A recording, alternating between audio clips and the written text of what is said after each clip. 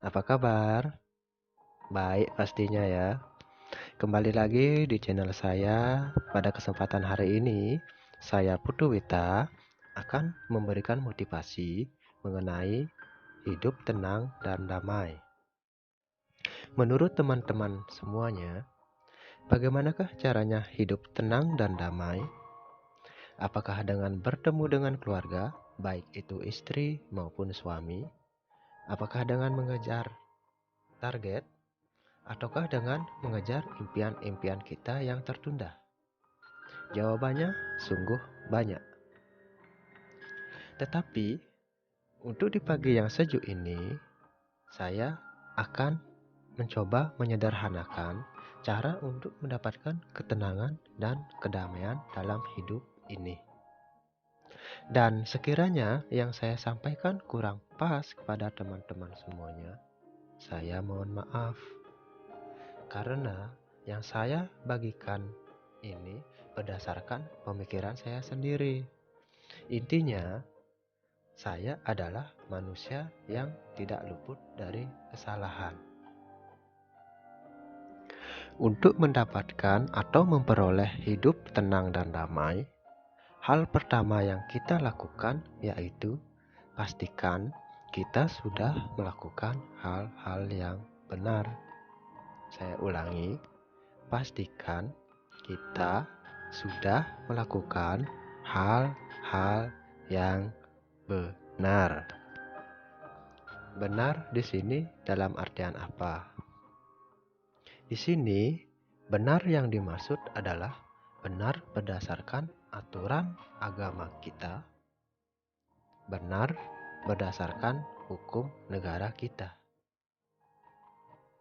Manakala jika kita melakukan hal-hal yang benar, maka sudah dipastikan kita tidak akan ragu dalam menjalani kehidupan sehari-hari kita. Jika kita melakukan hal yang benar, maka hati kita pun ikut tenang. Di sini, benar yang dimaksud yaitu benar berdasarkan aturan agama kita, benar berdasarkan hukum negara kita.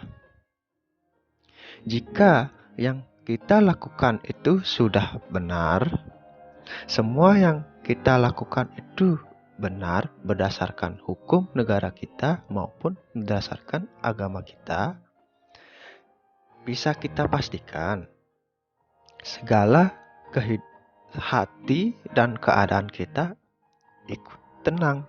Karena apa? Kita jarang dan kita mungkin tidak akan merasa gelisah dan khawatir akan sesuatu yang membuat kita takut. Karena rasa takut itu membuat diri kita menjadi tidak tenang. Jadi itu ya teman-teman. Jika kita melakukan sesuatu yang sudah benar, maka itu akan membuat kita tenang, membuat kita tidak khawatir, dan selalu akan berpikir positif. Seperti contoh, jika kita mau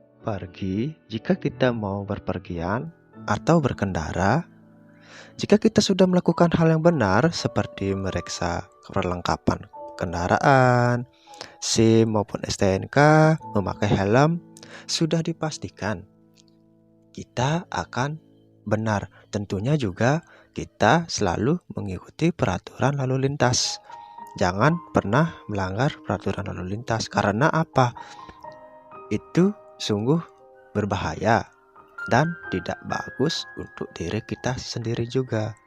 Maka jika kita sudah mentaati aturan-aturan secara benar, maka kita tidak perlu ragu lagi. Kita tidak perlu khawatir akan adanya ketika kita ditilang, dan kita tidak perlu khawatir akan adanya razia di jalan. Seperti itu ya kawan-kawan. Nah, untuk tips yang kedua, kita bisa melakukan sesuatu yang sesuai dengan kemampuan kita. Saya ulangi lagi, melakukan sesuatu dengan kemampuan kita. Artinya apa? Jika kita kaitkan dengan segi atau perihal ekonomi, nah, di saat kantong kita kosong, di saat dompet dan rekening kita tidak memiliki uang, di sana juga kita merasa gelisah, kita merasa khawatir akan besok mau makan apa, besok kita khawatir besok mau pergi kemana, dan khawatir mendapatkan uang dari mana. Nah, jika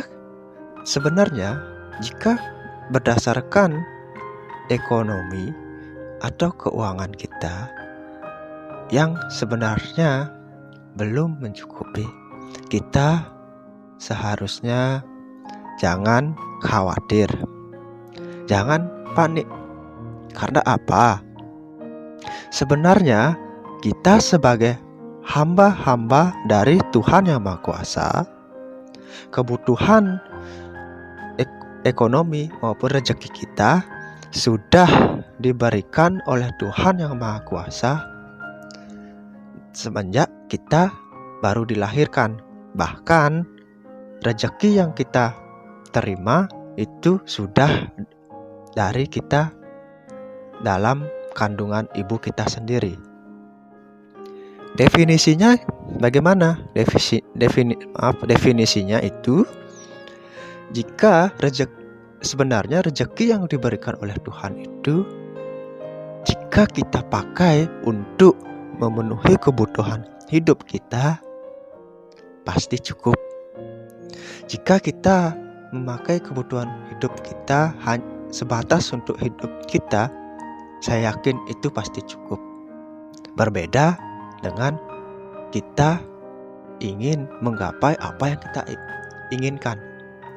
Dalam arti ini, memenuhi kebutuhan hidup dan memenuhi keinginan kita sungguh berbeda. Dimana jika kita memakai rezeki itu hanya untuk kebutuhan hidup, saya yakin Tuhan pasti selalu membantu rezeki kita hanya sebatas untuk memenuhi kebutuhan hidup kita. Tapi jika kita ingin memenuhi keinginan kita, itu sungguh berbeda. Karena apa? Disinilah yang saya tekankan, yaitu melakukan sesuatu yang sesuai kemampuan. Karena pada dasarnya manusia adalah makhluk yang egois. Kenapa egois? Manusia tidak pernah merasa puas akan apa hal yang dia sudah terima, akan apa yang sudah dia miliki. Ini saya akan ceritakan kisah saya sendiri. Manakala jika ada sesuatu yang kurang pas di hati kawan-kawan, saya minta maaf, karena saya tidak ingin kawan-kawan juga merasa resah, tidak ingin kawan-kawan juga memiliki perasaan yang tidak tenang. Dulu saya sering memaksakan diri saya. Saya sering memaksakan apa yang saya inginkan. Pada dasarnya saya tahu saya tidak cukup. Ekonomi saya tidak cukup untuk menggapai apa yang saya inginkan. Seperti contoh, dulu waktu saya bekerja, saya sudah punya HP. Nah, karena teman-teman banyak yang membeli HP baru, merek baru, saya pun ingin juga. Saya ingin membeli HP baru lagi. Membeli HP baru yang lebih canggih, membeli HP baru yang lebih mahal lagi. Hasilnya apa? Karena sebenarnya keuangan dan penghasilan kita itu tidak menentu. Nah, jadi solusinya saya mengangsur, saya mengkredit, saya mencicil. Padahal saya tahu itu jatuhnya akan lebih mahal lagi. Nah, disinilah terkadang kita tidak tenang akan apa yang kita pikirkan mengenai cicilan HP itu. Nah, sekali lagi saya sarankan untuk memperoleh hidup damai dan tenang, lakukanlah sesuatu yang sesuai dengan kemampuan kita. Contohnya banyak, bukan hanya hal keuangan saja, baik itu dalam pekerjaan, pendidikan, bahkan dalam hal percintaan juga. Nah, jadi seperti itu ya teman-teman. Nah, tips yang ketiga yaitu pastikan kita selalu lebih taat dalam hal rohani.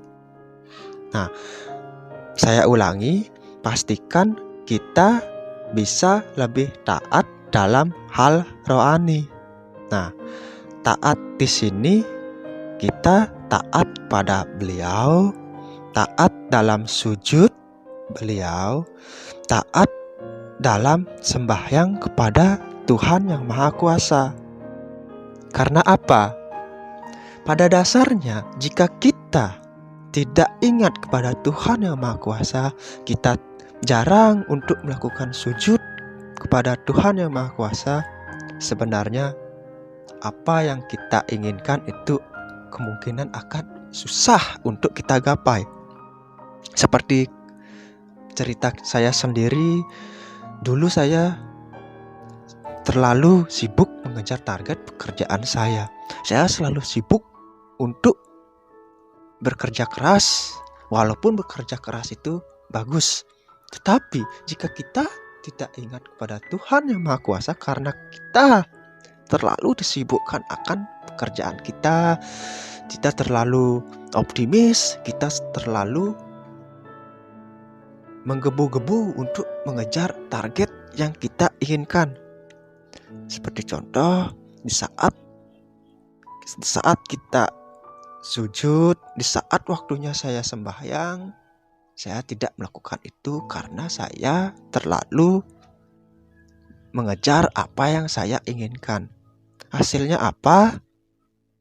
Bukannya rezeki yang kita dapat, malah rasanya itu apa yang kita inginkan itu susah untuk digapai. Karena apa? Pada dasarnya, jika kita tidak mengawali sesuatu dengan doa, jika kita tidak ingat kepada Tuhan yang Maha Kuasa, maka itu juga akan sia-sia. Nah, jadi itu ya teman-teman. Dalam hal ini, saya garis bawahi, untuk mendapatkan kedamaian, kita harus pastikan kebutuhan rohani kita terpenuhi. Sujudlah, sembayanglah, baktilah kepada beliau Tuhan yang Maha Kuasa.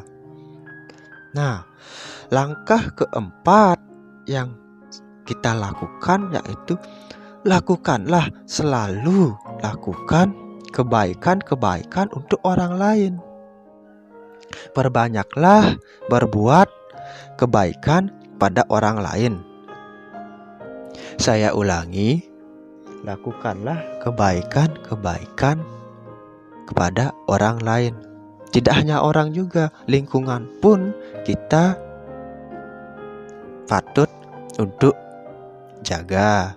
Seperti contoh, menolong orang menyeberang jalan. Seperti contoh, jika ada tetangga atau kerabat kita yang sedang kesusahan, tolonglah. Bila perlu, nafkahilah juga mereka semasih kita bisa. Karena apa?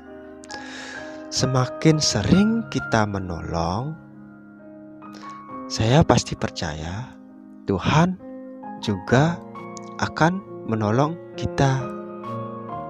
Ketika kita mau memberi, ketika kita mau menolong sesama, kita pasti akan diberi oleh Tuhan yang Maha Kuasa. Tuhan punya banyak cara untuk menolong kita. Tuhan punya banyak cara yang kita tidak bisa kita pahami. Nah, di mana ketika kita selalu melakukan hal yang benar, ketika kita selalu melakukan hal yang baik, kita sering menolong sesama, saya yakin hati ini pun akan merasa tenang. Di mana ketika kita merasa hati kita tenang, disitulah kita juga merasa hidup kita damai. Ditambah lagi, jika kita bisa selalu untuk bersyukur, ini akan membuat sebagai pondasi hidup kita agar menjadi lebih tenang dan damai. Banyak yang sudah membuktikan jika kita bisa tenang, jika kita bisa damai, bahkan kita bersyukur atas apapun itu yang telah terjadi terhadap kehidupan kita, saya yakin itu pun juga akan menjadi magnet rezeki untuk diri kita sendiri, untuk kehidupan kita sendiri.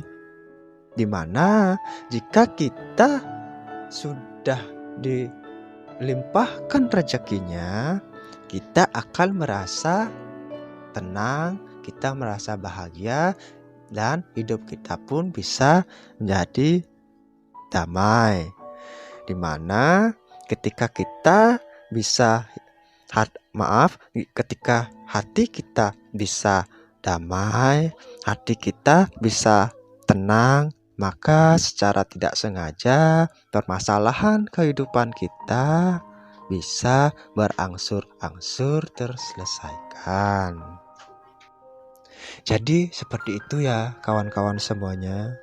Kesimpulan dari motivasi hari ini adalah untuk memperoleh hidup yang tenang dan damai, yaitu 1. Kita melakukan hal-hal yang benar. 2. Kita melakukan sesuatu yang sesuai dengan kemampuan kita. Jangan pernah kita memaksakan apa yang tidak sesuai dengan kemampuan kita. Yang 3, pastikan kita bisa lebih taat dalam hal rohani, mempererat hubungan antara kita dengan Beliau, Tuhan yang Maha Kuasa. Karena pada dasarnya segala sesuatu itu bersumber dan diberkahi oleh Tuhan yang Maha Kuasa. Dan yang terakhir, lakukan kebaikan-kebaikan untuk orang lain. Melakukan kebaikan untuk orang lain, di mana jangan juga kita pernah berpikir setiap orang yang kita pernah tolong akan menolong kita balik. Tetapi kita tetap percaya jika kita sering memberi kebaikan, sering memberi kepada orang lain, maka Tuhan akan memberi pertolongan pada diri kita. Nah, jadi itu 4 hal yang kita lakukan untuk memperoleh hidup yang tenang dan damai ya kawan-kawan. Sekiranya ini cocok untuk kawan-kawan, silakan diterapkan. Namun, jika hal ini kurang pas rasanya di hati kawan-kawan, saya minta maaf. Maafkan atas kekeliruan bahasa ataupun kalimat yang saya ucapkan. Sekian motivasi di pagi hari ini. Saya Putu Wita pamit undur diri. Sampai jumpa. Jaga kesehatannya. Ikuti selalu protokol kesehatan. Pakai masker, selalu cuci tangan, jaga jarak, dan pastikan kita selalu menyediakan hand sanitizer di saku kita. Terima kasih atas perhatiannya. Like jika kawan-kawan suka, dislike jika kawan-kawan tidak suka. Salam Rahayu.